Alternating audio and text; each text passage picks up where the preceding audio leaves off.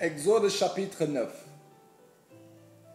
L'Éternel dit à Moïse, va vers Pharaon et tu lui diras, ainsi parle l'Éternel, le Dieu des Hébreux.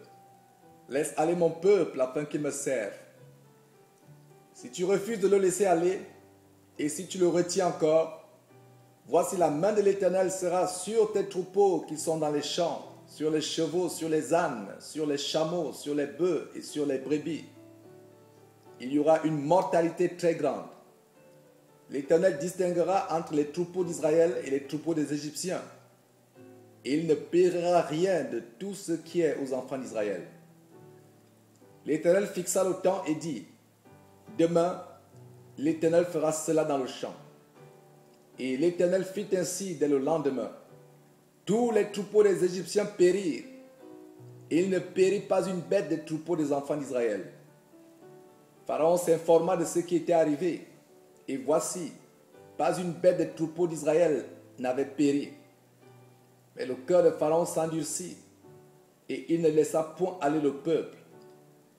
L'Éternel dit à Moïse et à Aaron, remplissez vos mains de cendre de fournaise, et que Moïse la jette vers le ciel, sous les yeux de Pharaon.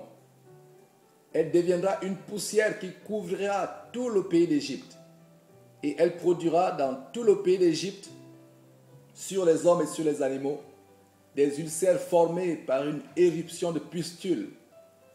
Il prit de la cendre de fournaise et se présentait devant Pharaon.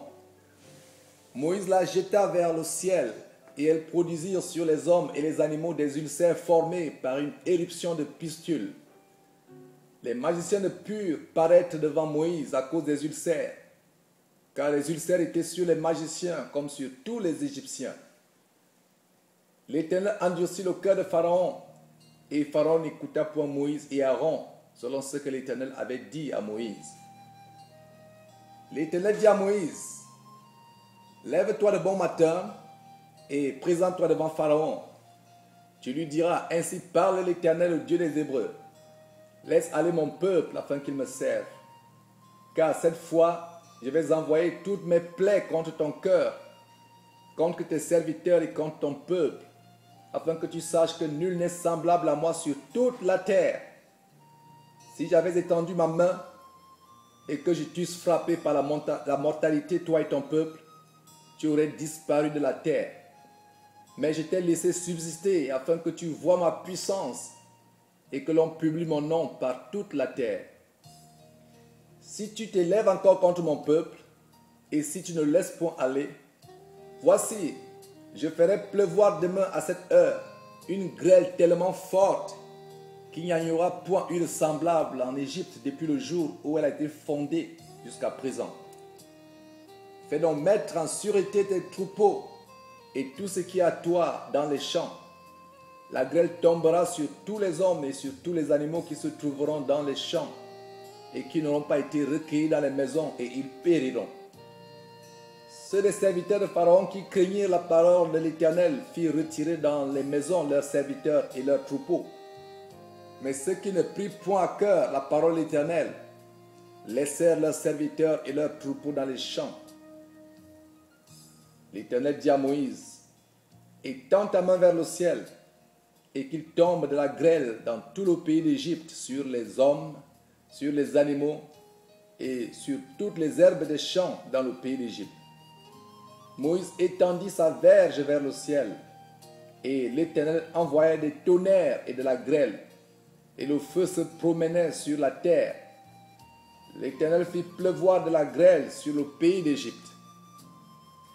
Il tomba de la grêle, et le feu se mêlait avec la grêle. Elle était tellement forte qu'il n'y en avait point eu de semblable dans tout le pays d'Égypte depuis qu'il existe comme nation. La grêle frappa dans tout le pays d'Égypte tout ce qui était dans les champs, depuis les hommes jusqu'aux animaux. La grêle frappa aussi toutes les herbes des champs et brisa tous les arbres des champs. Ce fut seulement dans le pays de Gozen, où étaient les enfants d'Israël, qu'il n'y eut point de grêle. Pharaon fit appeler Moïse et Aaron et leur dit, cette fois, j'ai péché. C'est l'Éternel qui est juste, et moi et mon peuple, nous sommes les coupables. Priez l'Éternel, pour qu'il n'y ait plus de tonnerre ni de grêle, et je vous laisserai aller, et l'on ne vous retiendra plus. Moïse lui dit, quand je sortirai de la ville, je lèverai mes mains vers l'Éternel. Les tonnerres cesseront, et il n'y aura plus de grêle, afin que tu saches que la terre est à l'Éternel. Mais je sais que toi et tes serviteurs, vous ne craindrez pas encore l'Éternel Dieu. Le lin et l'orge avaient été frappés, parce que l'orge était en épi et que c'était la floraison du lin. Le froment et l'épeautre n'avaient point été frappés, parce qu'ils sont tardifs. Moïse sortit de chez Pharaon pour aller hors de la ville. Il leva ses mains vers l'Éternel. Les tonnerres et la grêle cessèrent, et la pluie ne tomba plus sur la terre. Pharaon, voyant que la pluie, la grêle et les tonnerres avaient cessé, continua de pécher, et il endurcit son cœur, lui et ses serviteurs. Le cœur de Pharaon s'endurcit, et il ne laissa point aller les enfants d'Israël, selon ce que l'Éternel avait dit par l'intermédiaire de Moïse.